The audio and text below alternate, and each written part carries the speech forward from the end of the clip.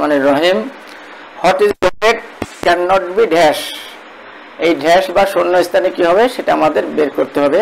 এটা একটা প্রবাদ বাক্য। যারা কপালের লিখন না যায় খণ্ডন, এই প্রবাদটির ইংরেজি যারা জানে তারা এই প্রশ্নের উত্তর সহজেই করতে পারবে। যারা জানবে যে কপালের লিখন না যায় খণ্ডন এর ইংরেজি হচ্ছে what is লোটেড can not be bloated, তারা খুঁজবে ব্লোটেড কোথায় এবং তারা এটা সঠিক উত্তর দিতে পারবে। যেমন কতে আছে ব্লোটেড, এটা সঠিক। ব্লোটেড অর্থ মুছে ফেলা, এটা সঠিক।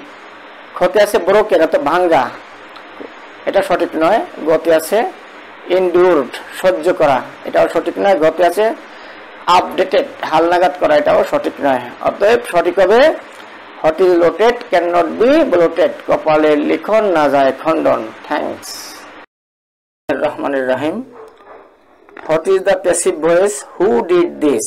হু থাকলেই বাই হুম হবে, সেই হিসেবে বি এবং ডি কাটা, প্রথমেই কাটা যাবে। এবার আমরা বাই হুম বসানোর পরে যেহেতু এটা ডিড আছে পাস্ট ইনডেফিনিট টেন্স, এর বিভাগ হচ্ছে ওয়াজ ওয়্যার, দিস এর পরে ওয়াজ বসে, তো by whom was.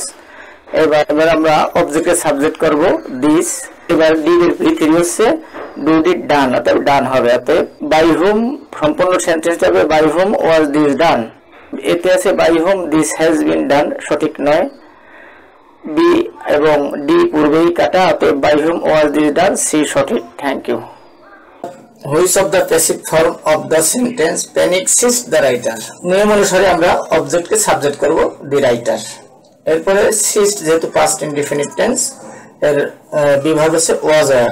The writer's singular number, তাই এর সঙ্গে সিঙ্গুলার ভার্ব ওয়াজ বসবে। এরপরে নিয়ম অনুযায়ী V3 হবে।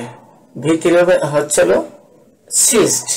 আমরা একটা সূত্র জানি স্যাটিসফাইড সিস্ট প্লিজড, এরপরে উইথ হয়, তাহলে সিস্ট এর পরে V3 সিস্ট, এরপরে উইথ হবে। উইথ হওয়ার পরে আমরা অবজেক্টকে সাবজেক্ট করব, অর্থাৎ প্যানিক হবে। অতএব এতে আছে দি রাইটার সিস্ট বাই আছে, সঠিক নয়। বিতে আছে দি রাইটার সিস্ট ফর আছে, সিস্ট এর পরে ফর আছে, এটাও সঠিক নয়। সিতে আছে দি writer was satisfied with panic, with আছে তাই এটা সঠিক। বিতে আছে দি রাইটার ওয়াজ সিস্ট অফ আছে, তাই সঠিক নয়। অতএব সঠিক হচ্ছে সি। Thank you.